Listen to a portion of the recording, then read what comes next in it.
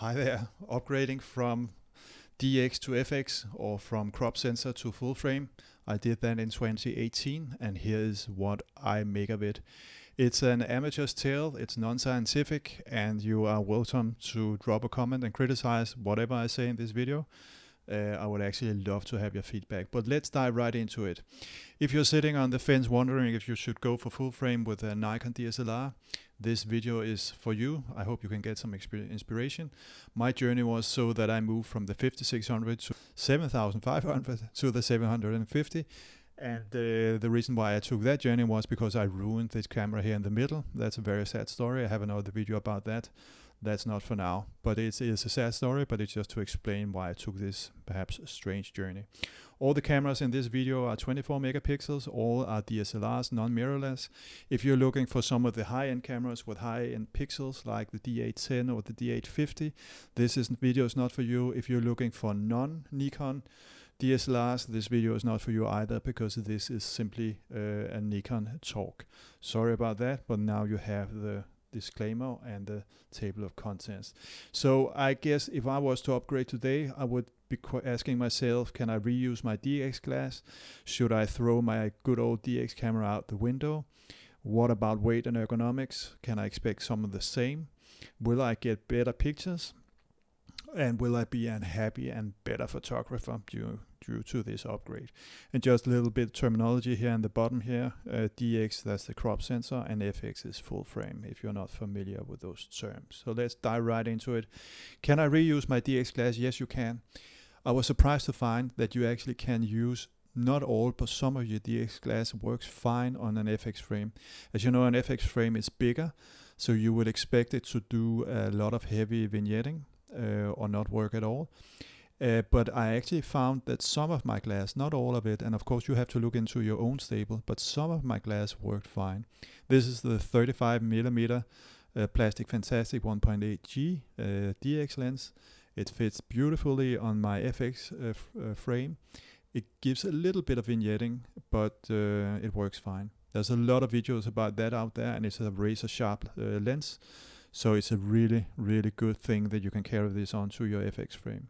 The other thing is my DX camera now out the window? Well, it depends a little bit on what you're shooting. I would say if you're shooting birds like I am, I often have this configuration.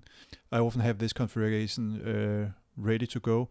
This is my 70 to 300mm lens, a long lens, the longest I got, sitting almost permanently on my old DX camera. And the reason being, I try to shoot a bird now and then, and this is a very good combination due to the crop factor, because you get this up to 450mm, which I actually still find is a little bit on the short end, surprisingly enough, in order to shoot birds, but it is so much better than if I try to mount that on a full frame lens. So in my case, I would say I still use it. Maybe you need to sell your old camera to finance the new one, and then of course it is out the window. But I still think that even though you go full frame, your good old DX camera still has maybe a place in your lineup of equipment, subject of course to what you shoot. What about weight and ergonomics? Well, I think this is perhaps where I on a daily base feel the pain. You can see here this is not a fair comparison. None of my comparison, these videos are fair. This is just a user's point of view, but I often have this configuration where I have the Plastic Fantastic on the D5600, and that gives a little less than 700 grams. And if I take the my favorite glass on the 750, that comes in at 1.5 kilos or a little over.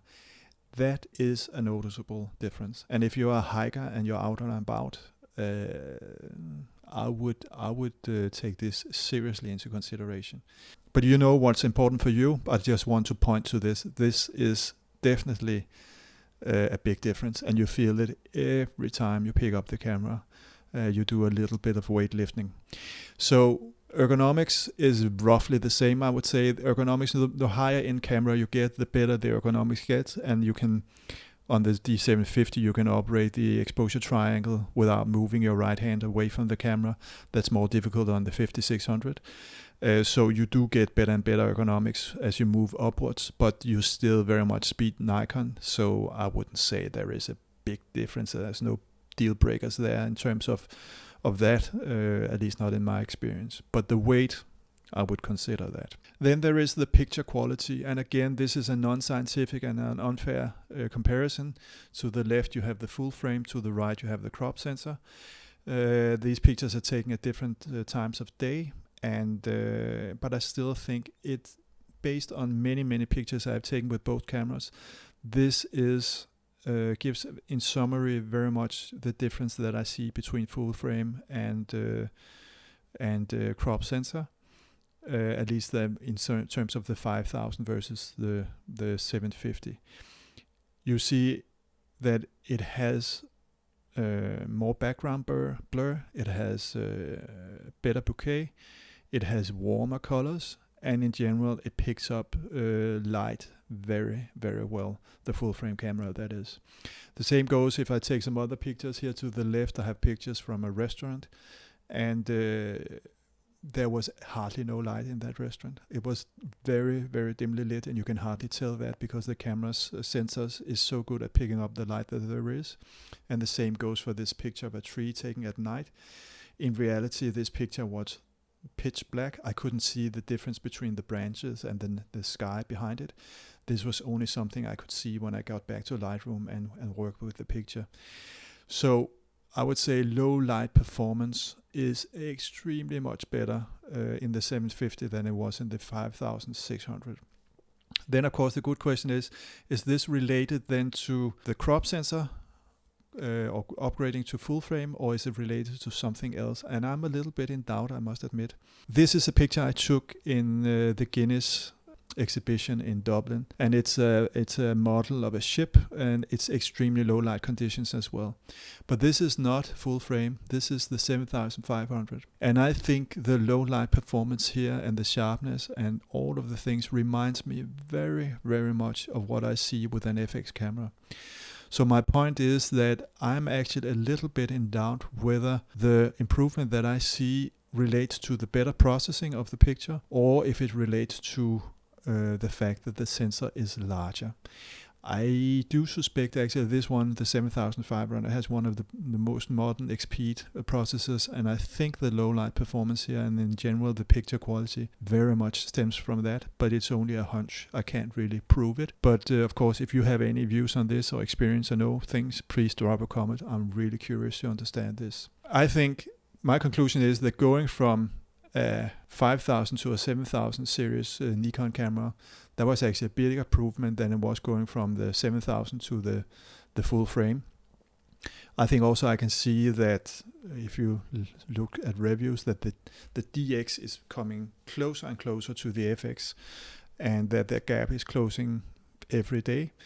And I would say that if weight is important to you, I would stay clear of FX. It is super heavy. I think if weight is an issue for you, you should really be careful selecting full frame. That would be my advice. So the question is, will upgrading make you a happy photographer or happier? I think the answer is yes. I think good gear makes you enjoy what you do more simply, and it's not more complicated than that. So to that thing, I can say very much a yes. The question is, of course, whether you need this. I leave that up to you. I would say if you can afford it, and photography is something you spend a lot of time on, why not? That would be my simple approach to that question. Then the other side of this is, will upgrading make me a better photographer? I know that many of the old timers in photography, they are fed up with us newcomers saying that, yeah, but you shouldn't invest in training, and you should study the old masters, and you should buy travels to exciting places where you can take some even more exciting pictures and la-di-da-di-da-di-da. I don't disagree. I think return on investment could be much better than in doing all this. Rather than upgrading your gear, you should invest in yourself rather than invest in your gear. I still think it's unfair to say that better gear will not give you better pictures. But of course, it will only give you technically better pictures. If your understanding of photography compositions is completely missing, if you don't understand how light works, don't know what the golden hour is, and so on and so forth, maybe going for a full frame camera is, overdoing it. But I still think that upgrading will technically give you better pictures, and I think it will also give you more pleasure with what you are doing. and hence you will spend more time on it. More time on it means more experience, and then you have a positive cycle. But I fully understand and respect the argument that return on investment could be better elsewhere. But I just don't think that you should feel bad or not give yourself the opportunity to invest in better gear. So what do you make of all this? Please share your experience. I would love to hear your story and also your view on how you see things as a user of this equipment. I'm not so much interested in the technical parts, but more, what is your experience? What do you see? What do you think when you open your pictures on your full frame camera versus a DX or a 7000 series versus a 5000 series? Is there a noticeable difference? What are your thoughts? What are your experience? I would love to hear that. As always, thank you for watching. Take care. Bye-bye.